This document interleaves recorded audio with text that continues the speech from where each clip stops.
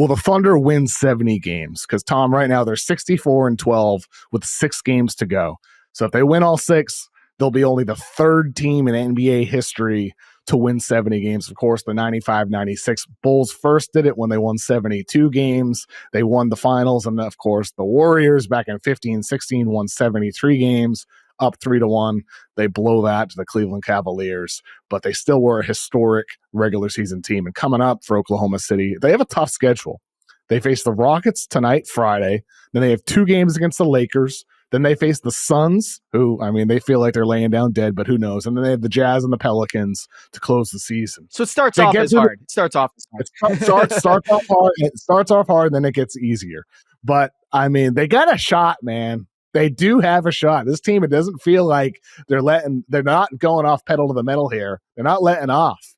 They still are pedal to the metal right now. So they got a shot. I think they do it. I think because on court, as long as Shai Gilgeous-Alexander is on the floor, they're going to have an incredible chance to win. That dude is unbelievable, man. Like, I'm going to look this up right now. He is at this moment 20 plus scoring in 69 straight games. 69 straight games with very nice. 69 with 20 plus. He is a metronome. He is the constant. Shout out to Lost for all the Lost fans out there. Shai Gilgeous-Alexander, in my opinion, is the MVP this year.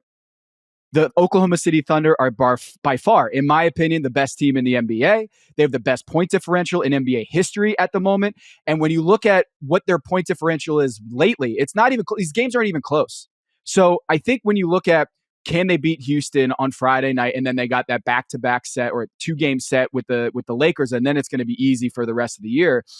I think they do it. And it's a really incredible story. And it's one that I think fans have a hard time wrapping their heads around because we become so consumed by ring culture that unless they win the championship, we won't be sold by anything they do in the regular season. It's one of the things that bothers me about the regular season in the NBA is that people won't back and celebrate the Oklahoma City Thunder because, hey, who cares if they win 70 games if they don't win a championship?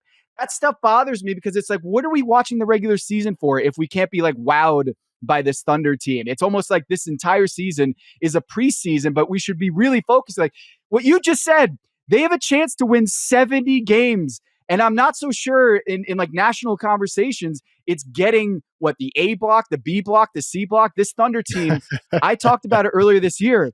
They're historically good. And as long as Shai Gilgeous-Alexander and that core with Chet Holmgren and J-Dub, Alex Caruso, Cason Wallace, those guys are healthy, I don't think anyone's going to beat them. Yeah, I think they're the favorite in the West for sure. I still think the Celtics are the favorite in the East, and maybe you give the nod to the defending champions that's been there before. But ultimately, Oklahoma City, I had Ben Taylor thinking basketball on the pod last week, and you know the way he talks about their defense. He made a great video about them earlier in the season. Look, man, Lou Dort might win Defensive Player of the Year. I think there's a real chance that people end up voting for him. I'd love to see a straw poll for Defensive Player of the Year. I don't think Draymond should win it. I don't think he was strong enough from start to finish throughout the season. I would favor Evan Mobley over him. I would favor Lou Dort as kind of a representative of that Oklahoma City defense as well, similar to how Marcus Smart won it a few years back for Boston with that great Celtics defense. Oklahoma City has an all-time defense. As we know, they have by far number one in defensive rating. I don't see any reason to believe that won't translate to the postseason. Everybody talks about SGA, he's a grifter. He draws so many fouls. Well, Oklahoma City fouls a lot on defense. Are you going to be calling as many fouls on them defensively when they're allowed to be more aggressive in the postseason as well? Their defense could be even better in the playoffs. And with SGA, he doesn't need to draw a ton of fouls to make a major positive impact. So, I mean, he's my MVP right now. I favor him slightly over Jokic, but it's still very close. But they just have so many different ways of beating you, Tom. They're awesome. And SGA is right now probably incredible. The MVP. Yeah, for me, he's the MVP. His free throw rate, like his free throws per field goal attempts, is actually down for its second consecutive year. So he's not getting to the free throw line more. He's getting to the free throw line less as a proportion of his overall shot taking. So this idea that he's a free throw merchant or a foul merchant, it's just something that people need to come up with to hate on this dude or criticize him. It's like That's a skill. Getting to the free throw line is a skill. All the best have done it. And so the idea that Shai Gilgeous-Alexander is somehow a lesser player because he gets to the free throw line a lot, it speaks to like, look, man, I think people just don't believe in Shai until he does it in the postseason. Like, we can't believe his regular season is as good as it is unless he goes deep in the previous postseason. We did it to Jokic. We've done it to a lot of great players in the past where until they win a championship, it almost undermines their ability to like gain reputation in the regular season. It's backwards to me. But with Shai Gilgeous-Alexander, the next thing I want to talk about here is he has the chance to do something that's never been done in the plus minus era outside of the Warriors. Shai Gilgeous-Alexander has a plus 937 plus minus this season. I'm going to say that again, plus 937. Shai Gilgeous-Alexander is about to join, or has a chance to join, the exclusive, the VIP club of plus 1,000. Draymond Green, Stephen Curry, the only two players since 1997 when we started tracking officially plus minus in the NBA.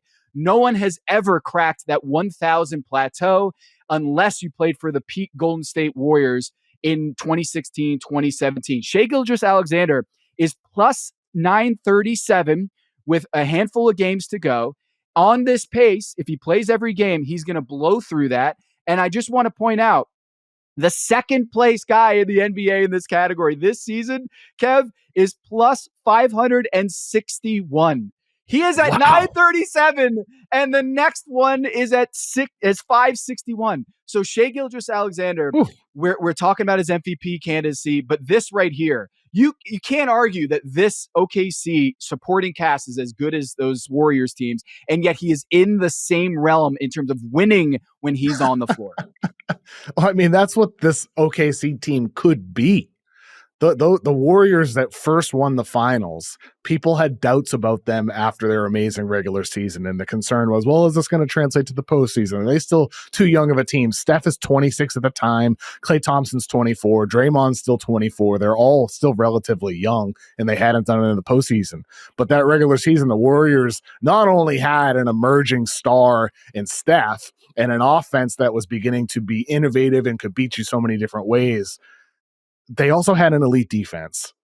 And that's where you look at OKC, and they have that as well. And it's part of what makes SGA in that plus 1,000 club. It's not just all scoring. It's not just all offense, Tom. It's the fact they have a great defense, and he also is a great defender as well. There are no weak links on that OKC defense, SGA included at 6'5" with length, great defensive playmaking instincts. That's part of the reason why he's in that club with some of those names, because it's not just offense, it's also D.